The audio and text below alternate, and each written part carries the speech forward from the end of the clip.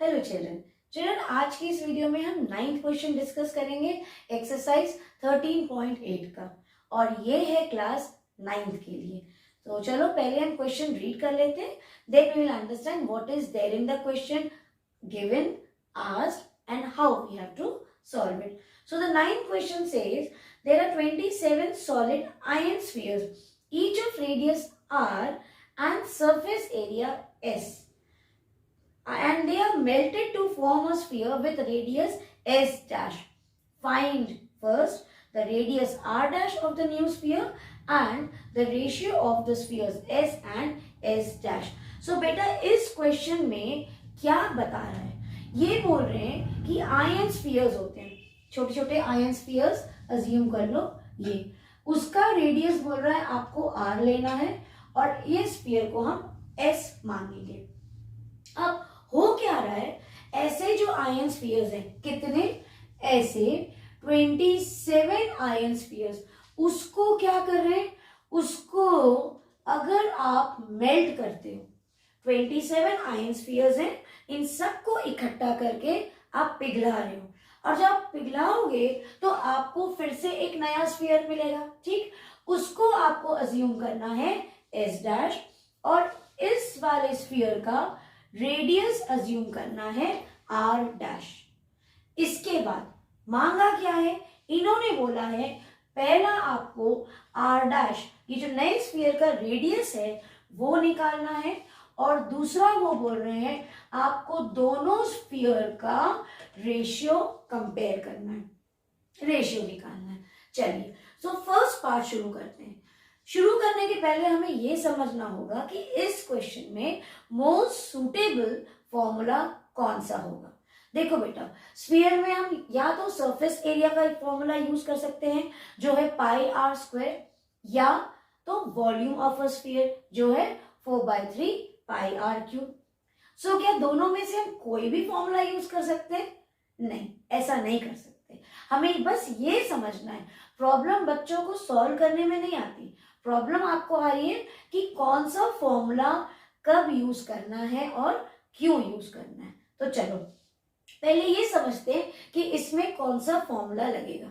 देखो यहाँ पे क्या हो रहा है बेटा, ये जो 27 स्फीयर्स हैं इसको ये लोग इकट्ठा करके पिघलाएंगे, है ना, और क्या होगा, वो मेल्ट कर रहे हैं, पिघलाना मतलब मेल्ट कर रहे हैं। तो यहाँ पे अभी मेल्ट का मतलब क्या है, किसी भी स्फीयर के अंदर पानी हो, पाउडर हो, चौक हो या वो मेल्ट हो तो अंदर की बात हो रही है ना, इसका मतलब हम क्या निकालेंगे, हम वॉल्यूम निकालेंगे। So volume of a sphere से हम इसको सॉल्व करेंगे। तो देखो ये जो छोटे स्फीयर्स हैं, वॉल्यूम का फॉर्मूला क्या होता है, वॉल्यूम का फॉर्मूला है 4/3 पाई इंटू आर क्यूब, ठीक। ये किसका वॉल्यूम है, ये एक स्फीयर का वॉल्यूम है। अभी ऐसे कितने स्फीयर्स हैं, ऐसे 27 स्फीयर्स हैं।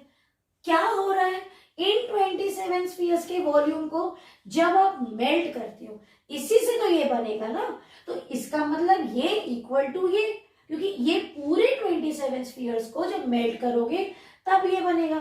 तो इसका वॉल्यूम क्या बनेगा, इसका वॉल्यूम बनेगा 4/3 इंटू पाई इंटू, अब ये रेडियस क्या है, इसका रेडियस आर अज्यूम किया है, इसका रेडियस आर डैश अज्यूम किया है, होल पावर क्यूब, ठीक, इतना कर लिया। अब कुछ नहीं करना है बेटा, इसको अब सिर्फ सिंप्लीफाई करो। क्या क्या कट सकता है, यहां से 4/3 कटा, यहां से 4/3 कटा, यहां से पाई काटा, यहां से पाई काटा, आपके पास अब क्या बच गया, हमारे पास बचा R cube into 27 is equals to R dash का होल क्यूब। अब ये जो, अगर आपने देखा आर और आर डैश में कुछ कॉमन नहीं है, तो ऐसे तो अभी कुछ सिंप्लीफाई और आगे नहीं कर पाएंगे। एक काम करते हैं, यहाँ पे 27 का फैक्टर निकाल लेते हैं, प्राइम फैक्टराइजेशन। सो 27 कैसे बनता है, 3, रेड कलर से लिखते हैं, इसका जो फैक्टर है आपका 3 और 3 रहा, ठीक। सो आर क्यूब को ऐसे ही रहने दीजिए, 27 की जगह हम क्या लिख सकते हैं, 3/3 is equals to r dash cube. अब थोड़ा सा मीनिंगफुल लग रहा है ना, थोड़ा सा ऑर्गेनाइज लग रहा है।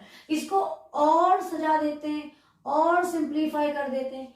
क्या दिख रहा है कॉमन? दोनों में पावर 3 कॉमन है। सो इसको क्या लिख सकते हैं? r into 3 whole power cube और r डैश क्यूब। अब क्यूब और क्यूब कट गया, क्या बचा आपके पास?